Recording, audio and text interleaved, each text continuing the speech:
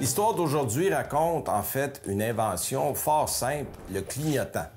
Le clignotant a toujours existé sous une forme ou une autre. En fait, à l'époque des calèches et des chevaux, les gens mettaient le bras à gauche ou le bras à droite. Il y avait des signaux convenus pour savoir de quel côté on allait tourner. Mais c'est une actrice très célèbre à Hollywood, Florence Lawrence, qui a été en fait la première actrice à avoir son nom sur une affiche de cinéma, parce qu'au tout début du cinéma, on affichait le film, mais on ne mettait pas le nom des acteurs ou des actrices. Mais c'est aussi une grande amoureuse de l'automobile. En fait, elle a inventé un signal tout simple. C'est lorsque le conducteur voulait tourner, il actionnait une pédale et il y avait un drapeau qui était à gauche ou à droite de l'auto pour dire de quel côté on voulait aller.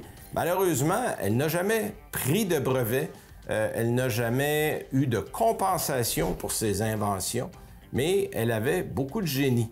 Deux autres personnages importants vont jouer un rôle dans l'histoire des clignotants. Il y a d'abord Oscar J. Simler, qui a développé un clignotant qui est toujours en exposition au National American Museum of History, et Joseph Bell. En fait, Joseph Bell, lui, a déposé un brevet pour les premiers clignotants mécaniques, donc un peu comme on les connaît aujourd'hui.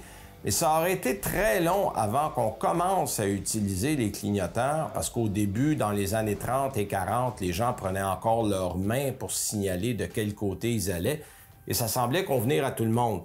Dans les années 50, avec le développement des autoroutes un peu partout en Amérique du Nord, là, les gens ont réellement commencé à utiliser les clignotants comme on les connaît aujourd'hui. Voilà, c'est tout. Merci d'avoir été avec nous cette semaine et on vous donne rendez-vous la semaine prochaine.